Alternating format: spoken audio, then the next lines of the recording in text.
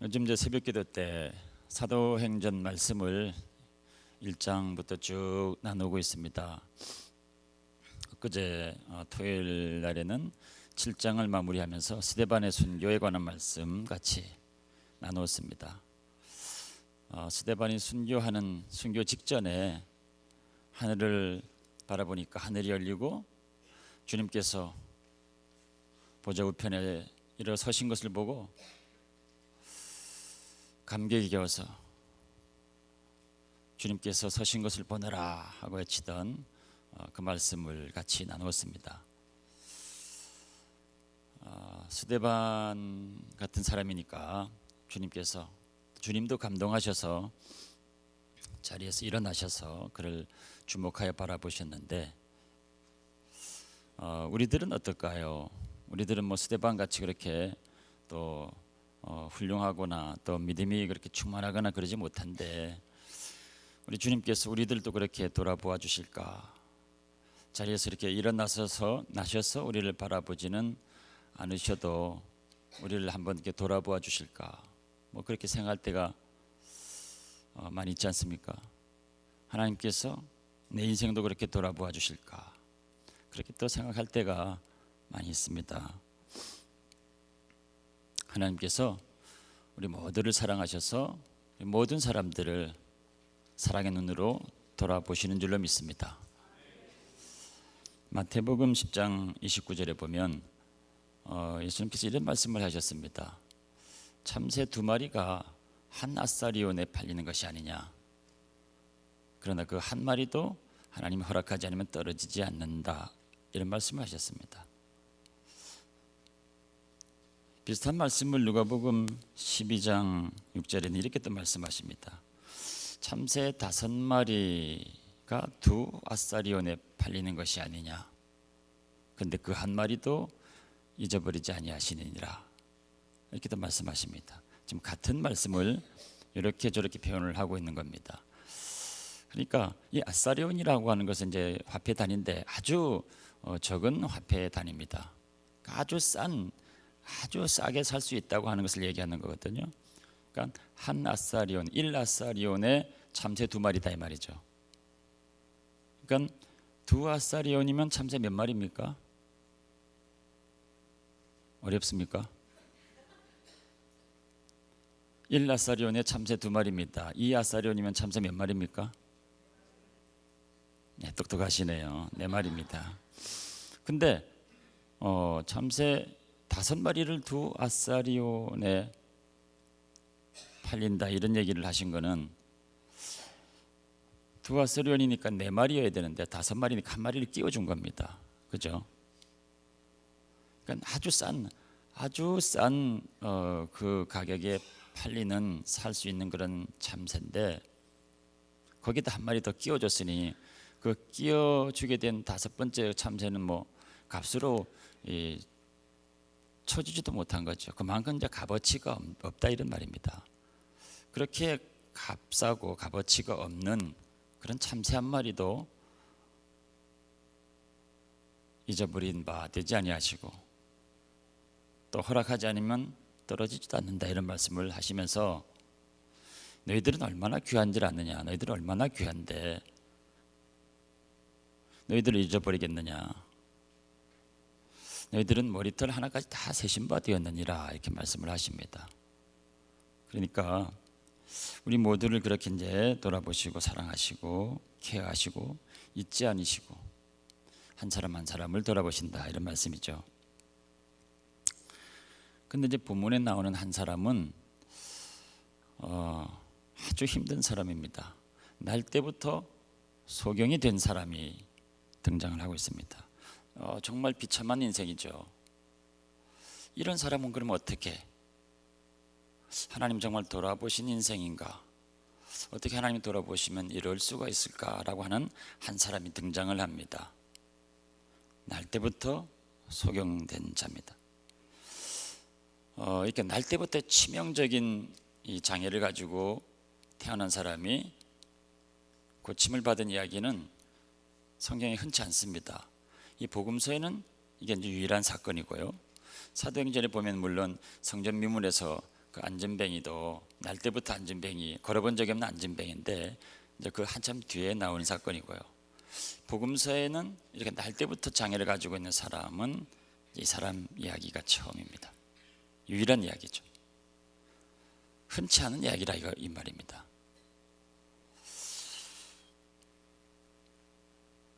이스라엘 사람들 기억에는 출애굽 때 경험했던 10가지 재앙, 그 10가지 재앙의 기억들이 생생합니다.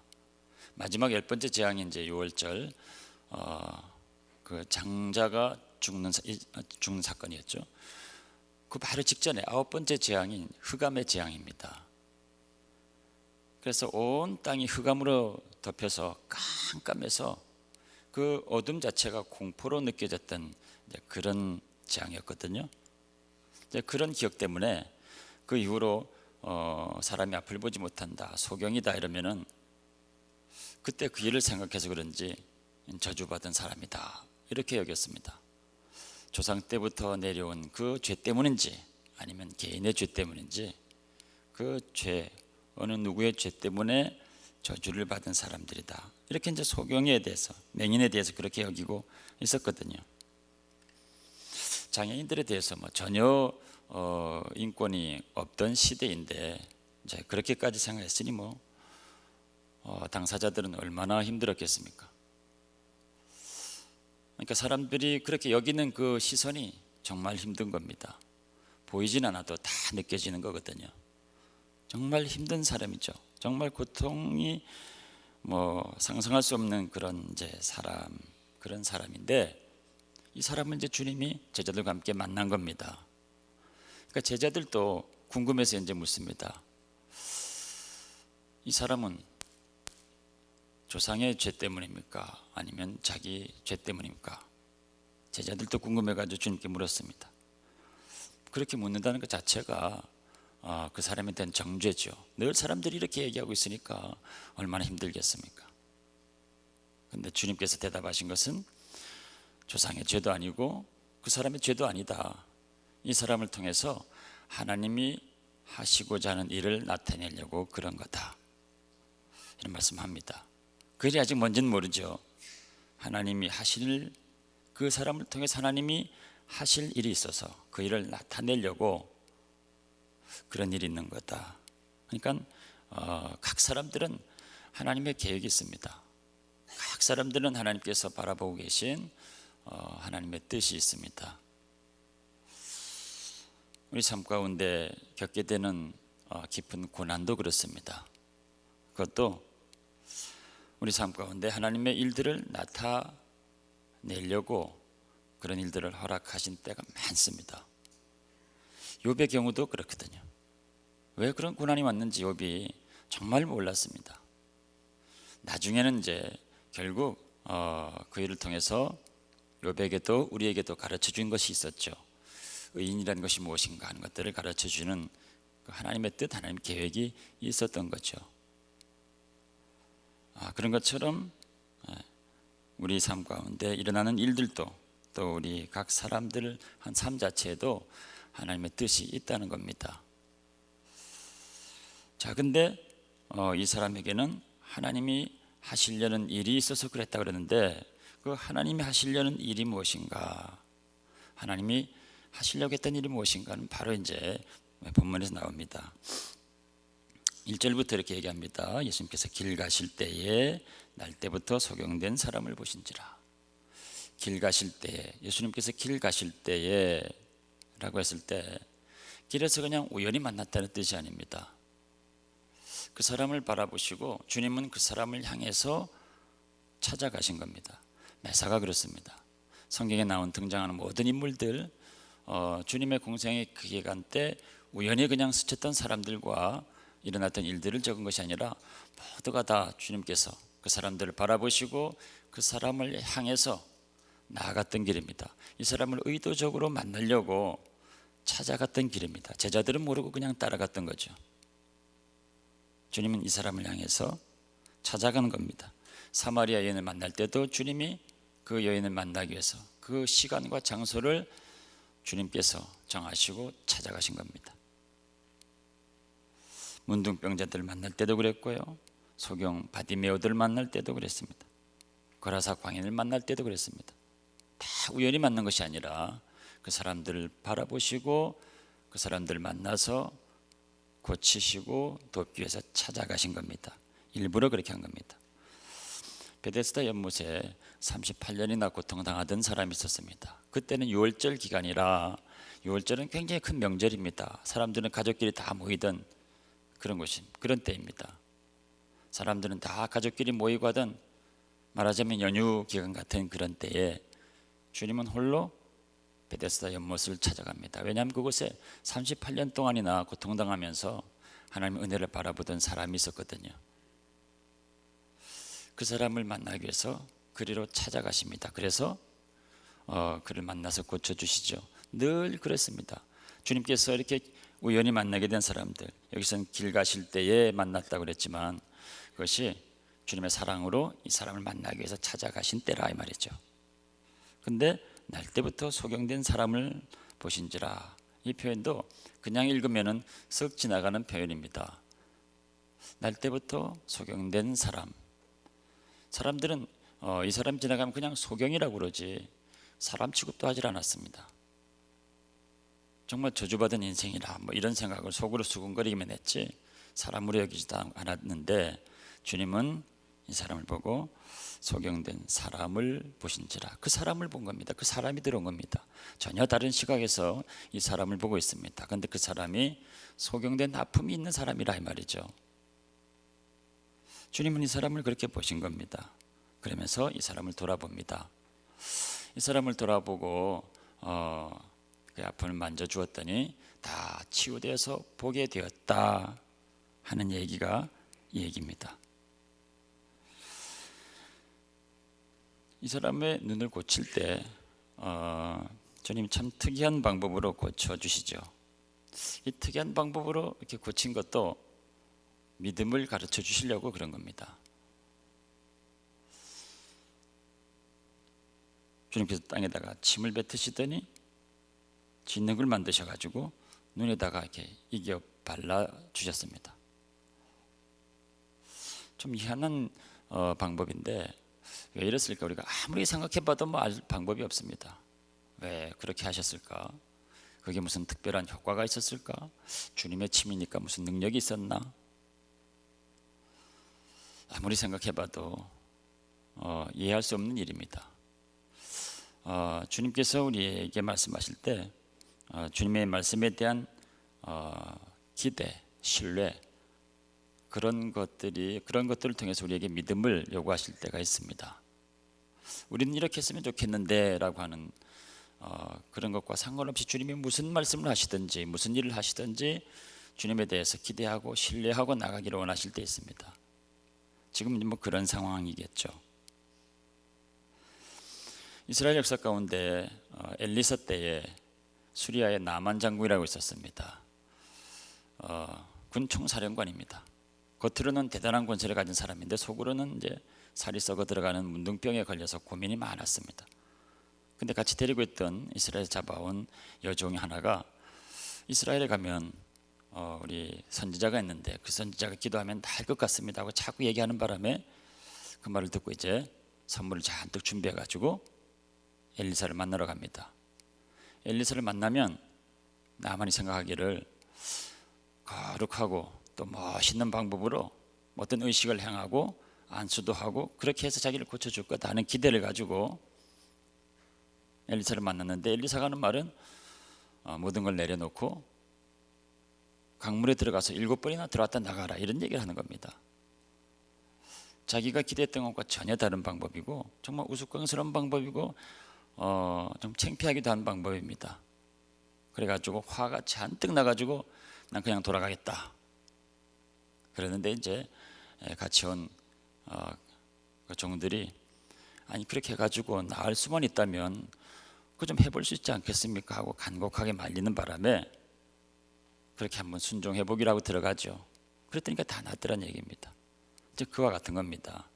우리가 생각하기에는 이렇게 했으면 좋겠는데 하나님도 이런 방법으로 좀 쓰시면 좋겠는데 기대하는 것들이 있죠. 그러나 전혀 그와 상관없이 정말 우리의 전적인 신뢰 이런 것들을 요구할 때가 있습니다. 이해하지 못해도 신뢰하고 맡겨야 되는 것들을 요구할 때 있습니다. 근데 이 사람은 그 주님을 신뢰하고 하시는 대로 기대를 하고 간 겁니다. 그리고 실로암으로 가라 그랬습니다. 눈에다가 진흙을 잔뜩 발라가지고 소경인 것도 참 사람들 앞에 다니기가 그동안에 부끄러웠는데 거기다가 눈에다가 진흙을 잔뜩 발라가지고 희한한 모습이죠. 희한한 모습으로 사람들 사이를 지나서 실로암 목까지 걸어간다고 생각해 보십시오. 그것도 참 괴로운 일입니다. 가면서 별 생각이 다 들 수도 있습니다. 여러 가지 의심의 생각이 들 수도 있습니다. 그러나 그런 것들을 다 이기고 순종하면서 걸어가는 겁니다. 모든 부정적인 생각을 다 버리고 걸어갔더니 눈을 뜨게 됐다라는 겁니다. 그러나 이게 이야기의 전부는 아닙니다. 주님의 말씀은 어떤 때는 그 자체로 우리에게 바로 말씀하실 때도 있지만 겉으로 드러나는 그런 메시지와 또 그 안에 감추어진 영적인 메시지, 영적으로 우리에게 하시려고 하는 말씀 이중구조로 되어 있는 경우가 굉장히 많습니다. 어떤 때는 뭐 양파 껍질같이 여러 가지 말씀을 다 겹겹이 싸서 한 스토리로 말씀하실 때도 있습니다. 여기서는 주님께서 정말 하고 싶었던 말씀은 뭐냐면 나는 세상의 빛이고 너희들은 어둠 가운데 있는데 내가 너희들에게 비치면 너희들에게 생명이 들어가서 살게 된다. 이 말씀을 하고자 하시는 겁니다. 그래서 5절에 내가 세상에 있는 동안에는 세상의 빛이라 말씀을 하십니다. 요한복음 1장 4절에서는 그 안에 생명이 있었으니 이 생명은 사람들의 빛이라 또 이런 말씀을 하시죠. 이 빛은 그냥 우리가 밖에 바라보는 저런 햇빛 같은 그런 물리적인 빛이 아닙니다. 주님에게서 나오는 빛을 말하는 겁니다. 이것은 사람에게 생명이 되는 겁니다. 이 빛이 사람에게 비춰지게 될 때 영적인 생명이 된다라고 하는 겁니다. 빛은 생명이다 이 말이죠. 그러면 반대로 어둠은 사망인 겁니다. 주님의 빛이 없는 것이 어둠이 되는 거죠. 주님의 빛이 비춰지지 않는 것이 어둠 속에 있는 겁니다. 그것은 영적으로 사망이라는 겁니다. 생명이 없는 겁니다. 그 사망은 영원한 사망입니다. 이게 영적인 이야기니까 사람들이 잘 이해를 못 해가지고 요한복음 1장에 보면 빛이 비쳤는데 사람들이 어둠 가운데 있어서 깨닫지 못하더라 그랬습니다. 그럴 때 예수님께서 이 날 때부터 소경된 이 사람을 만나가지고 이 사람을 통해서 아주 구체적인 쉽게 알아들을 수 있는 것으로 비유하면서 빛과 어둠에 대한 이야기를 하시는 겁니다. 그래서 하나님이 하시는 일, 그것은 주님이 생명의 빛을 비추어서 어둠 가운데 있는 사람들을 건지시는 그 일이 하나님의 일이라는 겁니다. 그 일을 이 사람을 통해서 하시고자 했다는 거죠. 그러니까 이 소경이 됐다는 사람, 소경이라고 하는 것은 아무것도 볼 수 없으니까 어둠 가운데 있는 거죠. 실제적으로 어둠 가운데 있는 겁니다. 어둠이라고 하는 것, 영적으로 어둠이라고 하는 것은 이 소경이 보지 못해서 갑갑하고 괴롭고 고통스럽고 하는 것과 같이 그렇게 그것보다 훨씬 심한 것이다. 그게 영원히 지속되는 것이고 사망으로 이르는 것이다. 이 소경을 보면서 그렇게 얘기하는 거죠. 날 때부터 소경된 사람을 하필이면 또 이렇게 예를 들었습니다. 날 때부터 소경되는 경우는 거의 없거든요. 다 이렇게 맹인이 되는 것도 어떤 사고를 당해서 시력을 점점 잃어가면서 그렇게 됩니다. 여러분 대부분들 다 잘 아시는 가수 이용복 씨 있죠. 맹인으로 이제 성공한 가수 아닙니까? 그분도 어릴 때, 제가 그때 어릴 때 영화를 봤는데요. 어릴 때 썰매를 타고 겨울에 쭉 내려가다가 어떤 가시덤불에 확 처박히더라고요. 그러면서 그때 찔려서 이제 실명을 하게 되는 그 장면이 잠깐 떠오릅니다. 그런 식으로 이제 사고를 당하거나 아니면 여러 가지 뭐 원인들로 인해 가지고 시력을 잃어가다가 이렇게 되는 경우죠. 대부분이 그렇습니다. 근데 태어나면서부터 소경된 경우 정말 드문 이야기인데, 이 사람을 주님께서 만나서 지금 얘기를 하고 있는 이유는 뭐냐면 이 어둠과 빛을 계속 이제 얘기하기 때문에 그렇습니다. 이 어둠이라고 하는 것, 사람은 원래 나면서부터 다 어둠 가운데 있던 사람들이다라는 겁니다. 나면서부터 모든 사람들이 다 영적인 어둠 가운데 생명이 없이 태어난다는 말입니다. 사람들이 모태신앙 그럽니다. 나는 못해 그런 모태신앙이 아니고, 어머니 뱃속에서부터 교회를 다녔다 해가지고 이제 모태신앙이라 그러는데, 그건 우리가 만들어낸 말입니다. 어머니 뱃속에서 교회를 다녔다고 해서 믿음이 생기는 것도 아니고, 저절로 믿음을 가지고 태어난 사람은 없습니다. 아무리 믿음 있는 사람도 죄악 중에 출생했다라고 시편에서 이렇게 이야기하고 있습니다. 모든 사람들은 다 죄악 중에 출생하는 겁니다. 어둠 가운데 있다가 어둠 속에서 태어나는 겁니다. 그러니까 각자가 태어나서 주님을 만나야 된다는 거죠. 빛이신 주님을 만나야 된다는 겁니다. 그러니까 결국 이 날 때부터 소경된 자는 우리들의 모습을 이야기하고 있습니다. 우리가 예수님을 모르고 이 땅에 태어났을 때 모습이 이 사람의 모습과 똑같다는 겁니다.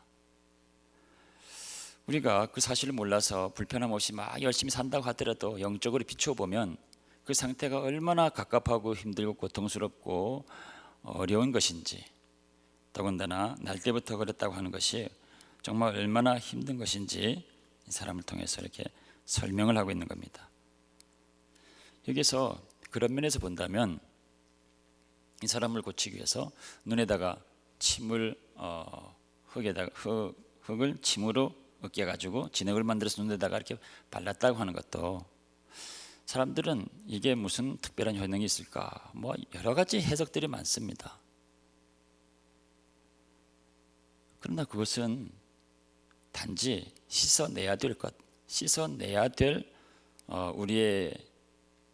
우리가 가지고 있는 어둠들, 더러움들, 그런 것을 말하는 겁니다. 그런 것들을 표현하기 위해서 주님이 그렇게 하신 거죠. 땅에다가 침을 뱉은 것이 얼마나 더럽습니까? 흙을 갖다 익혀가지고 붙였다고 하는 건, 그게 정말로 좋은 것이라면 계속 달고 있죠. 왜 씻어냅니까? 그것은 씻어내야 될 우리가 주님 앞에 주의 은혜를 받을 때 주의 은혜로 우리에게 씻어내야 될 것들, 어두움들, 더러움들, 그런 것들을 이야기하는 겁니다. 그래서 주님을 만나서 우리 눈에 있는, 우리에게 있는 모든 어두움들, 더러움들, 불신앙들, 이런 것들을 주님의 빛으로 다 씻어내고 보혈로 다 씻어내야 된다, 이 말이죠. 실로암이라고 하는 것이 지금 이 9절 읽은 7절 맨 끝에 괄호를 해가지고 번역하면 이런 뜻이라 그랬죠. 보냄을 받은 것이다 그랬습니다. 이게 뭐냐면, 예루살렘 성은 이제 물이 없는 도성입니다. 물을 먹으려면 예루살렘 성 바깥에 기혼샘이라고 하는 것에서 물을 끌어오게 됩니다. 그게 이제 예루살렘 성의 이제 물 근원인데, 성 바깥에 있다 보니까 만약에 전쟁이 나서 예루살렘 성을 포위해 버리면, 그러면 이 샘이 성 바깥에 있기 때문에 물 공급을 완전히 차단하게 되는 거죠. 그러면 성이 정말 위험에 빠지게 되는 겁니다. 그래서 히스기야 왕 때 이 기온샘, 이 샘을 지하 수로를 파가지고 바이틈을 해서 어떻게 예루살렘 성 안으로 물길이 들어가도록 했습니다. 그래가지고 그 물길이 모여드는 인공 연못 저수지 같은 것이 실로암입니다. 그러니까 바깥에 있는 이 기온샘, 그것은 위장해서 다 덮어버리고 안 보이도록, 그리고 그 물은 그대로 예루살렘 성 안에서 쓸 수 있도록 만들어 놓은 겁니다. 그 수로도 보면은 아주 기가 막힙니다. 어떻게 그렇게 만들었는지. 그래서 예루살렘 성은 물 걱정 안 하고 이제 살 수 있게 된 거죠. 실로암 그 연못 때문에 그렇습니다. 그러니까 그 뜻이 보냄을 받은 것, 이런 뜻이라는 겁니다. 그럼 벌써 여러분들은 짐작하지 않습니까? 보냄을 받은 그 물이 무엇을 뜻하겠습니까? 사람을 살리는 그 물이 무엇을 뜻하겠습니까? 예수님이죠. 예수님을 또 이렇게 비유해서 표현을 하는 겁니다. 그러니까 어둠 가운데 예수님을 몰라서 생명이 없어서 어둠 가운데 사망 가운데 있는 사람들이 예수님을 만나서 회개하고 어둠을 씻고 그리고 생명을 얻어서 구원을 받게 된다 이 말이죠. 주님이 내가 빛이라 이 세상은 어둠이다 이 얘기를 했을 때 너무 말이 어려우니까 이 사람을 만나서 이 사람의 문제들을 고쳐주시고 그 영적인 메시지를 좀 이렇게 쉽게 이 사람을 생각하면서 알아듣도록 얘기를 하신 것입니다. 그러니까 저와 여러분들은 다 이전에 이렇게 날 때부터 소경이 된 자의 모습으로 태어난 겁니다. 예수님이 없었으면 정말 비참한 인생이 될 수밖에 없었던 사람들입니다. 예수님 때문에 우리가 이렇게 하나님의 은혜를 찬양하고 있는 것이죠. 예수님이 없었으면 정말 우리는 날 때부터 소경된 자의 그 비참한 삶을 끝까지 살게 됐을 것입니다. 그러니까 우리가 얼마나 감사합니까? 우리를 어느 날 길 가실 때에 우리를 바라보시고 만나시고 우리 눈을 씻어주시고 실로암 목가로 인도하시는 그분의 은혜가 얼마나 감사합니까? 저는 정말 지금도 잊지 않고 있습니다. 1985년도 가을 어느 날입니다. 정말 제가 날 때부터 소경된 자의 모습으로 앞뒤 분간을 하지 못하고 방황하고 있을 때 주님께서 저를 인도해 주셔서 실로암 목가로 인도하시고 생명을 보여주시고 사랑을 보여주시고 제 눈을 씻어주시고 귀한 많은 것들을 보게 하셨습니다. 제 눈이 열리게 됐고 새로운 생명을 찾게 됐고 하나님 은혜 가운데 살게 되었습니다. 그 은혜가 얼마나 감사한지요. 생각할 때마다 얼마나 감사한지 여러 가지 감사의 제목보다도 그때 그 일을 생각하면 정말 감사합니다. 저 같은 인생을 불쌍히 여기시고 길 가시다가 저를 바라보시고 찾아오시고 제 눈을 만져주시고 모든 어둠과 더러움들을 다 씻어주시고 실로암 물가로 인도하신 그 사랑의 주님 정말 잊을 수가 없습니다.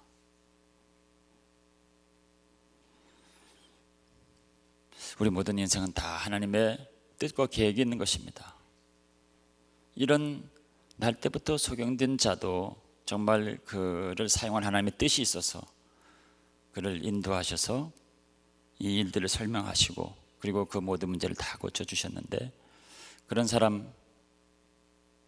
사람까지도 돌아보시고 그 안에 있는 하나님의 뜻을 이루신다면 여러분들 모두도 하나님께 사랑하셔서 여러분 가운데 두신 하나님의 뜻을 다 이루시리라 믿습니다.